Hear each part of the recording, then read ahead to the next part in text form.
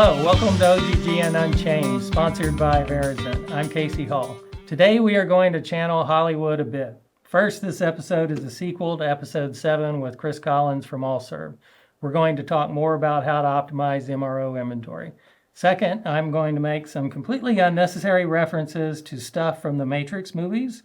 For example, instead of our guest metaphorically being Neo the One leading the way to MRO equilibrium, we have two guests, so they are a duo. Editor, insert a rim shot meme here. Thank you for being on the show. This is Brian Wolf, Director of Global Supply Chain from Seadrill, and Matt McClellan, Head of Global Inventory Management from Seadrill. So welcome to the show. Thank you for being on here. Quick context, just tell the audience, what does Seadrill do, and talk about your role briefly and how long you've been there. Sure, I'll kick off. Seadrill is an international oil and gas drilling contractor. So we operate roughly 15 rigs around the world. I've been with Seadrill for a little less than 2 years. I've been in this space for 36 years now. Okay. Matt? Yeah, Matt McClellan, Head of Global Inventory Management. And so I've been with Seadrill for almost 2 years now as well. This is my second stint with Seadrill. I was also there from 2017 to 2020. So kind of a homecoming for me. Okay, so a good 6 to 8 years overall. Yes, sir. Okay. And almost 20 years in offshore drilling in total. Okay. And so to pick up on the Matrix theme, when I talked to Chris Collins, basically what we were talking about was how do people make the case for investing a lot of effort in optimizing their MRO inventory. And so part of my discussion with him was companies have lots of problems. So MRO, it's not the top thing in a company usually. And so it is reasonable, and I'm going to call those the blue pill companies, that they're just like, hey, this is just not important enough to us. But you guys are a red pill company because y'all did a project to work on this. And so let's just kind of start with, so y'all both got there about 2 years ago. You were there before, but were they already working on this when you got there, or was this something that y'all initiated when you got there? We were not working on it when I got there. Matt was there just a couple months after me. Okay.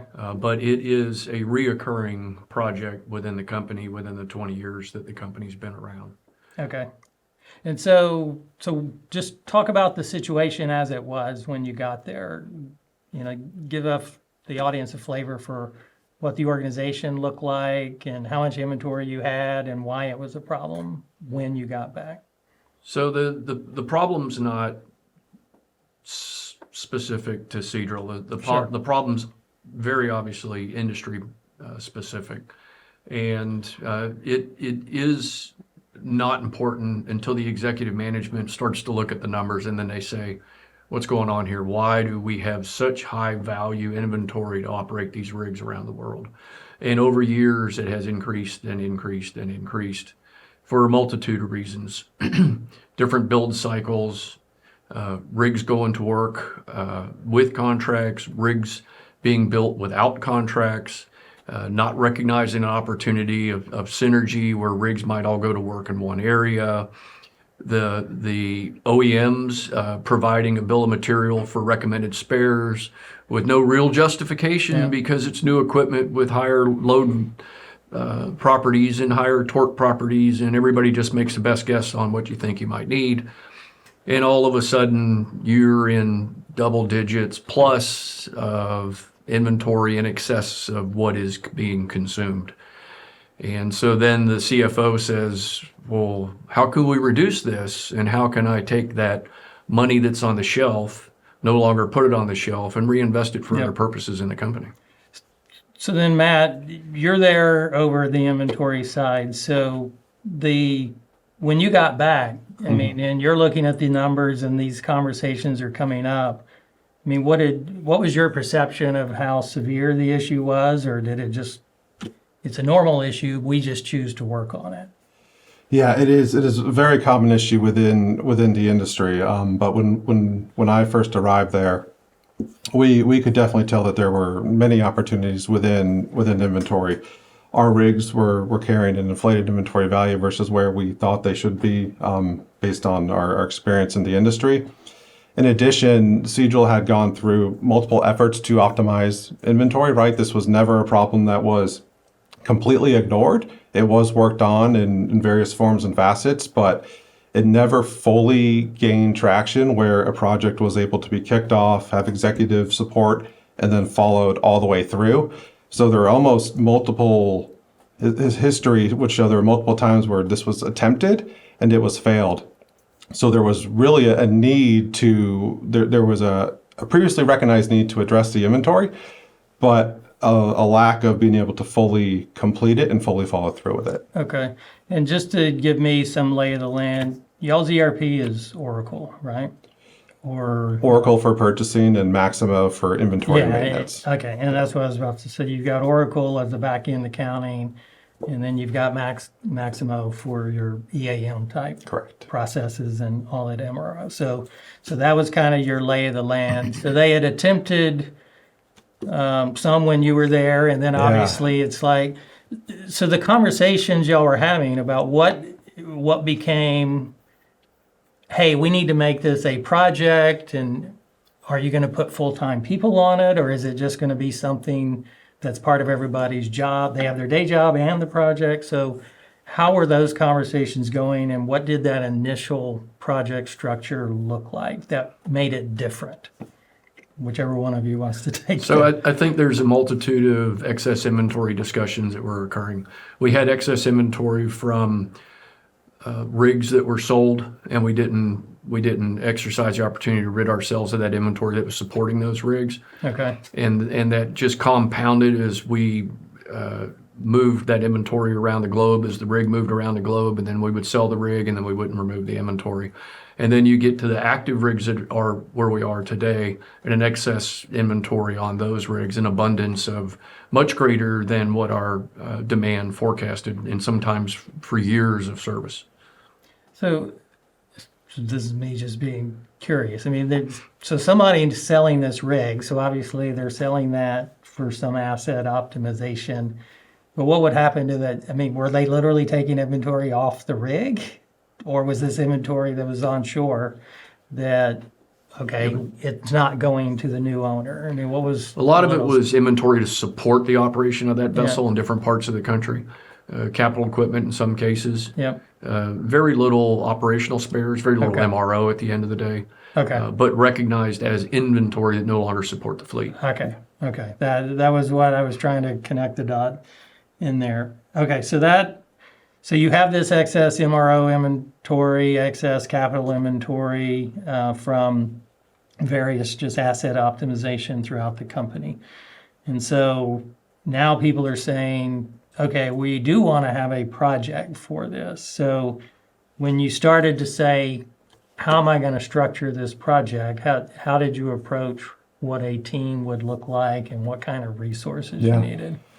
So first and foremost, we had to decide, do we need to try and hire more people, make a pitch for that?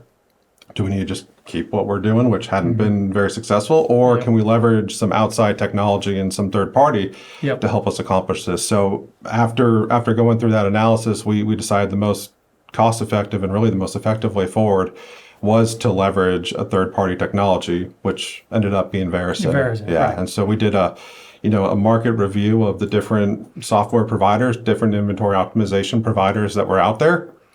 This process was very collaborative. It wasn't just supply chain saying, what do I think is the best? Technical, maintenance, operations, IT, right? We had everybody in the room performing this overall analysis. Once we decided on, we wanted to leverage technology, and then we were all in the room together deciding on which technology to lever. So did people start to perceive this as a software implementation project, or did they perceive it as this is we're going to optimize inventory, we just need some technology to do it?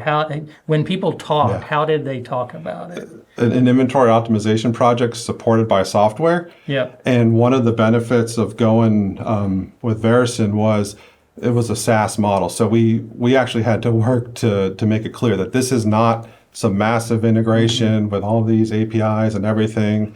And in the middle of this, we were also going through an ERP upgrade. So we had to be very careful to distinguish this is an inventory optimization project supported by software versus part of this massive ERP upgrade.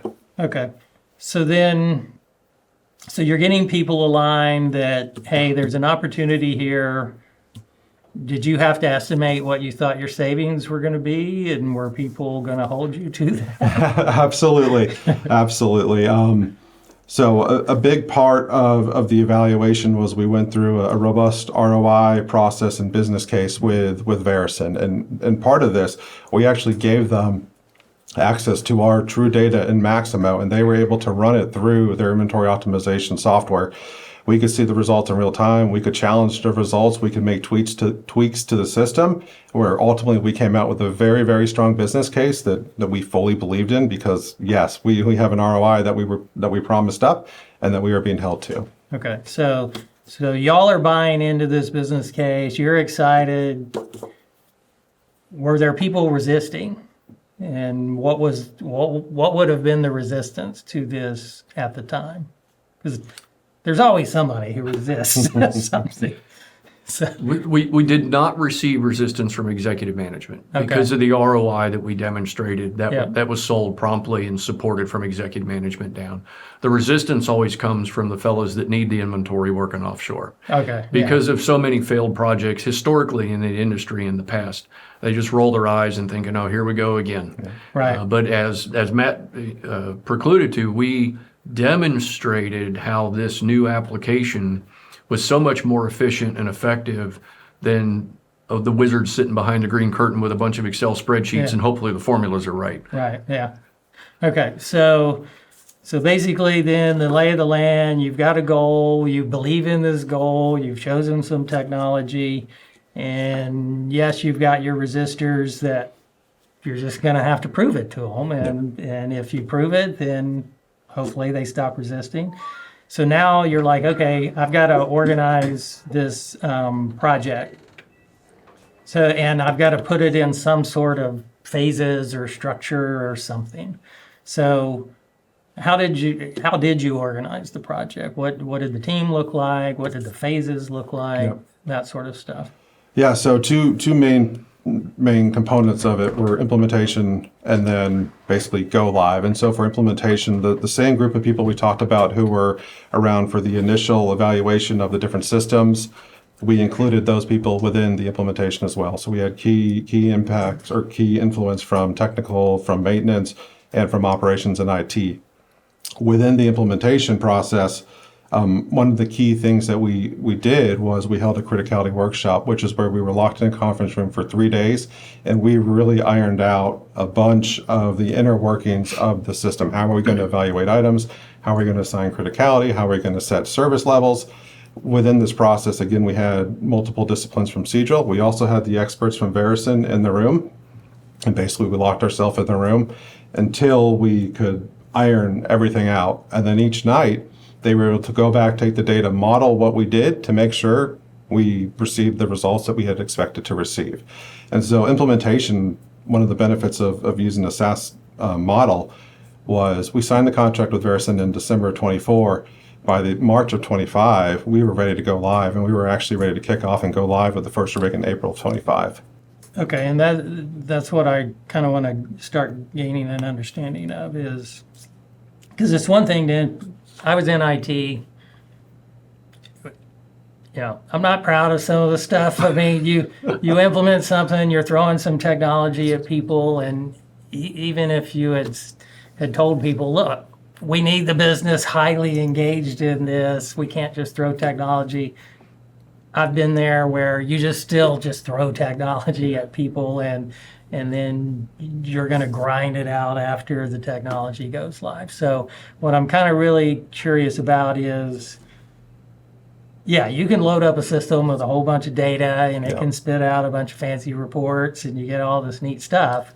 But after that, what happens? How those resistors, okay, you throw some technology at them, okay, how am I going to get a benefit from this? So in terms of actually what you did after you had the technology. Did you like focus on one rig and say, let's optimize one rig, and then that'll be our test case, or that'll show everybody, or what did you do?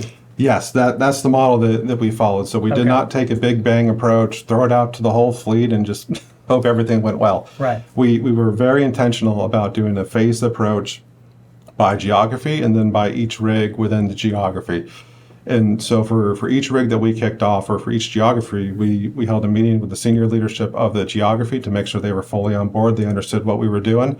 And then for each rig within the geography, we held very intentional kickoff meetings where we went through Verison, we went through the process, we went through what we expect from the rig, we went through what we expect to get results from the rig.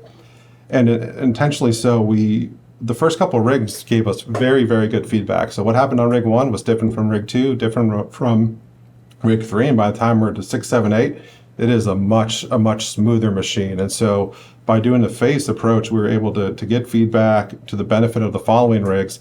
In addition, we were able to start demonstrating success and trust and buy-in within the region. So Brazil's our biggest region. There's 6 rigs in Brazil.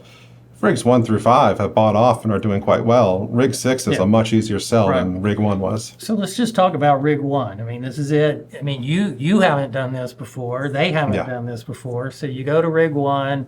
So yeah, you've worked in conference rooms. You've figured out a lot of stuff. You're excited. You feel confident.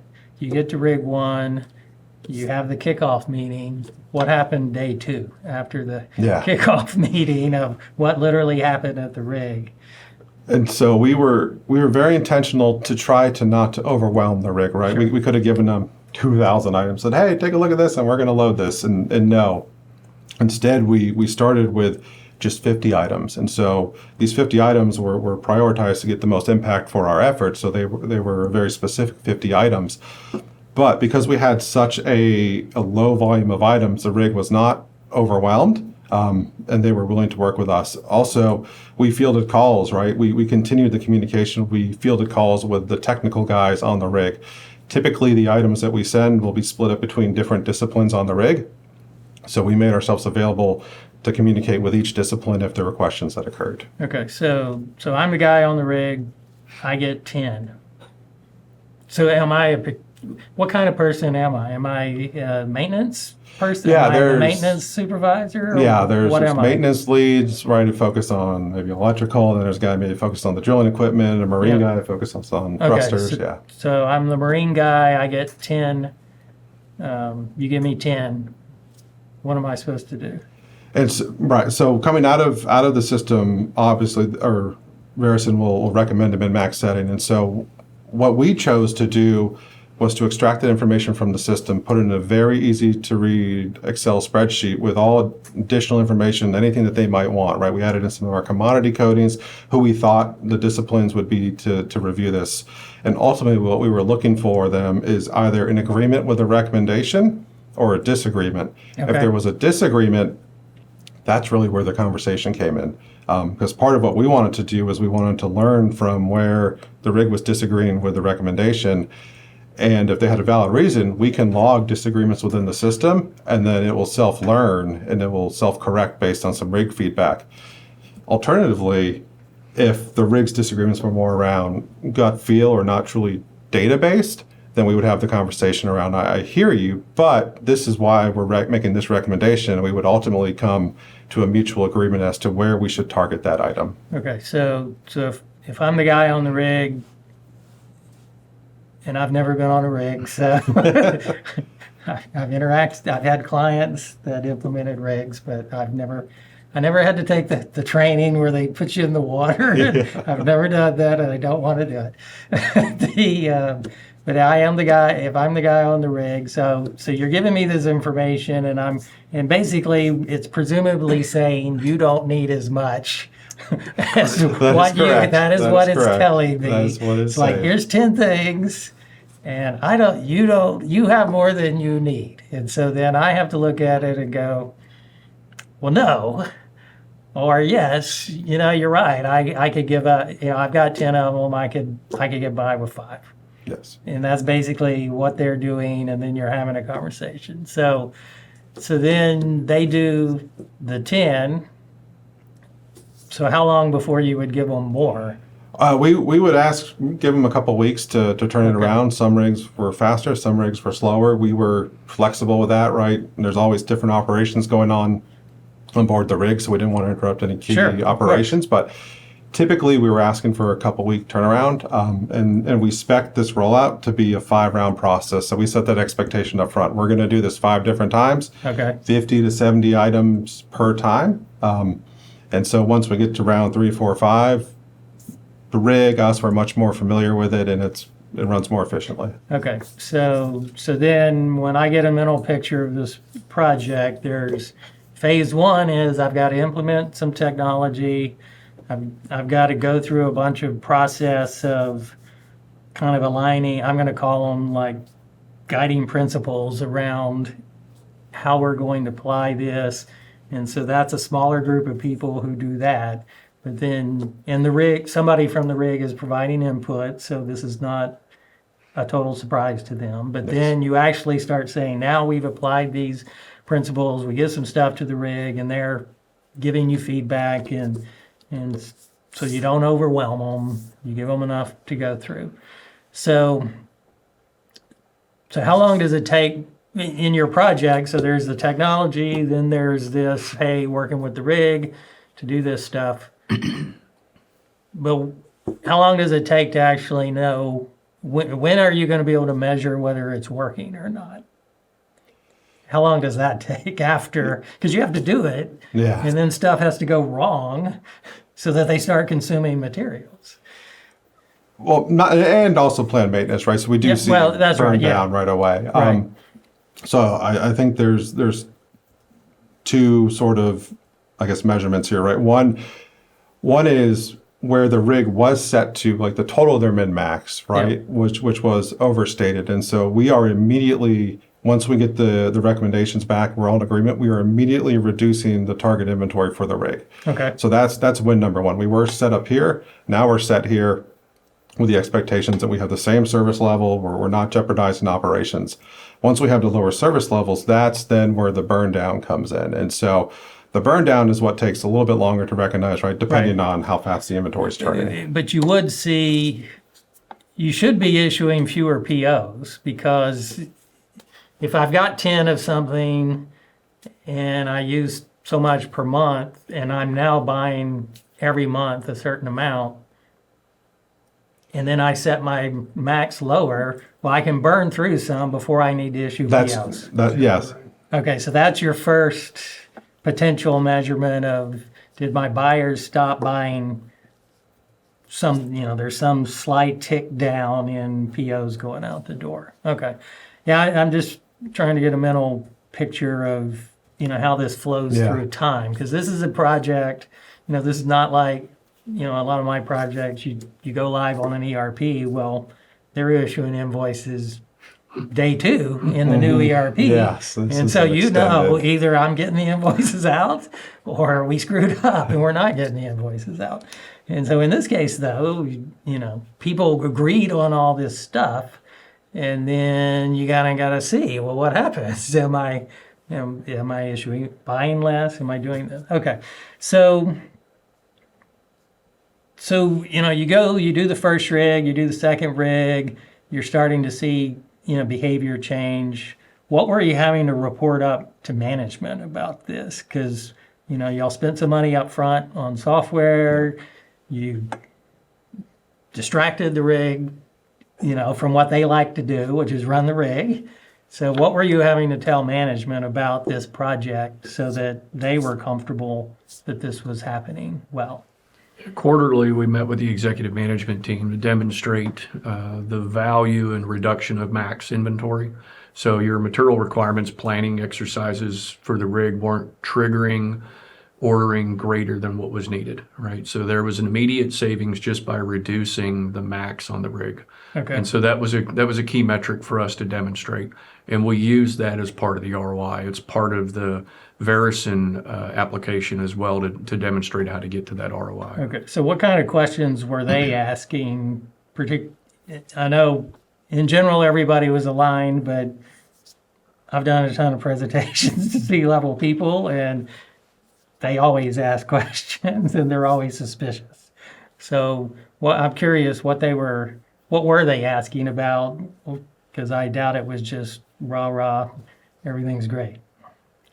I don't remember any specific questions more Okay. than I remember one eye open and one eye squinted, right? And just, Okay. but we're going to keep an eye on this and make sure that we are moving in the right direction, because all of them knew that these projects had come and gone in the past Right. for a variety of reasons. So I think they were very optimistic that we were moving in the right direction, and then we get 12 months into it and we demonstrate significant value in the program, multiple to the ROI, and it's very well received and sold. And then you have the ears and eyes of the CFO saying, "Hey, my R&M's no longer what it used to be, right? Yeah. Or shouldn't be what it used to be." Okay. And so we talked a little earlier that the period from you've made the decision, you've got all the money approved, was like December to March that you had your technology there, and that Yes. includes all those conference room meetings. So then that process of 1 rig, 2 rig, 3 rig, how long just roughly, let's just take your Brazil, you Yeah. got 6 rigs in the Brazil region. What was the end to end to get from 1 to 6 rigs? How long did that take? Yeah, How it's many months? multiple months per rig, and we're staggering the start of each Right. rig, right? So we're trying not to have all rigs going. So we're still working through the rollout of the final rigs. We've completed the Gulf or the U.S. Gulf. We've completed some rigs in Brazil. Final rigs in Brazil, we're still to complete. We still have rigs in Yep. West Africa and East Asia. So 2 to 3 months probably at least per rig, and then sometimes they go Okay. into project mode, which can delay us as well. And so, remind me, I already forgot, how many rigs do y'all have right now? 14 active. 14 active, that's what you said. So, what, are you probably like through 10 of them at this point? Or Yeah, we're about more than- halfway through in terms Okay. of completing, but we've kicked off all Okay. rigs, right? And so from March 2025, after you got the technology, so it's been about a year, you're Yes. getting through that many rigs. And so, there's what's on the rig, and then I assume y'all have a lot of stuff on shore that you're keeping. Are you seeing changes in onshore? Because you have to get the decisions made at the rig, but are you seeing changes in what you're managing onshore in your inventory? So in terms of our MRO inventory, that is the majority of that is stored offshore. Okay. Onshore is more either expensive MRO or really capital spares. Okay. Where it does come into play though, where we do have some MRO onshore, and as part of this overall optimization, we're looking where can we redistribute that inventory and put it in an active fleet instead of having it just staying idle onshore. Okay. So I guess let's do a few war stories here for a minute. So what turned out to be a lot harder? Every project I've ever been on, you have some, I'm not worried about that activity. It's just not going to be that hard. And then it's like, I was so wrong about that. 10 of them were easy and 2 of them, man, I didn't realize how hard that was going to be. So what was something that turned out to be a lot harder? I would say one of the surprises is sometimes the kickoff meeting would go really well. You'd feel great about it. And then that might be one of your more challenging rigs, or maybe there was a really challenging kickoff meeting, bunch of pushback. And then ultimately that rig was maybe smoother than we anticipated. And so I would say we haven't come across something that we couldn't overcome, course, but we've right. certainly had spirited conversations between ourselves and the rigs on different pieces of equipment. But I would say they were also very healthy conversations and very beneficial, because ultimately we can feed that learning back into our Right. tool. And the rig's getting a benefit from this, because rigs, there's P&Ls on these rigs, and so if they can run reliably at a lower cost, they're all going to benefit. 100%. And Yes. so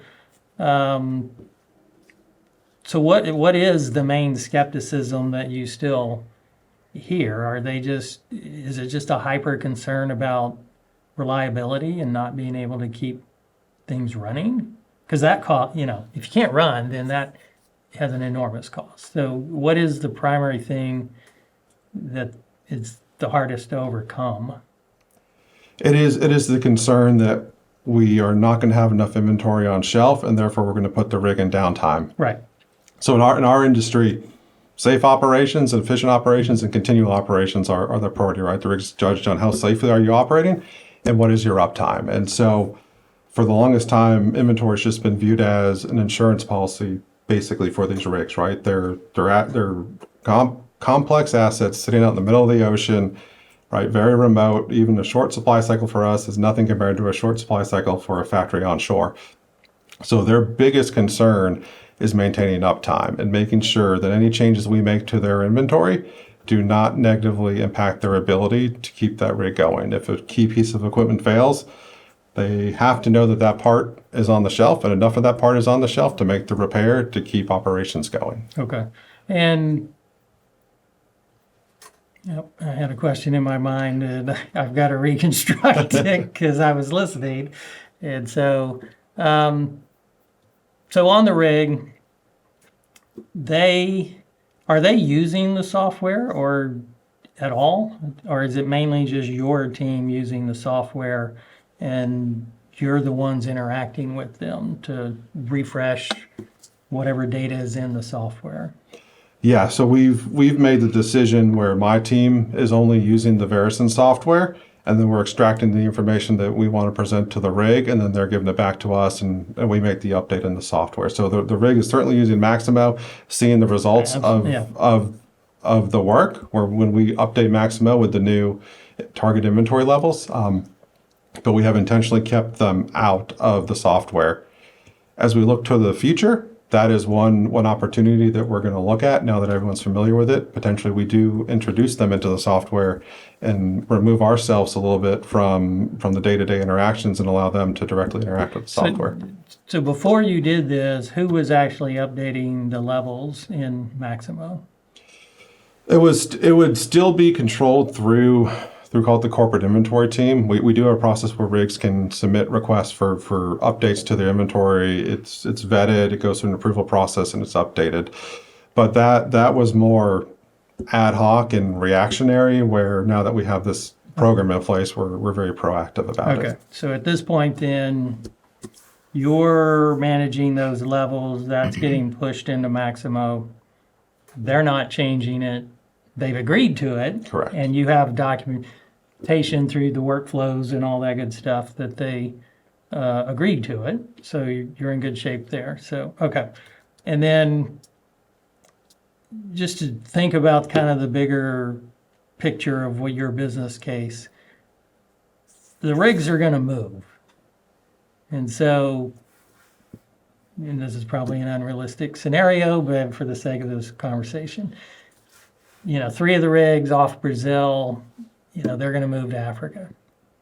So, and there's already some rigs in Africa, let's say. So now you got 5 rigs in Africa.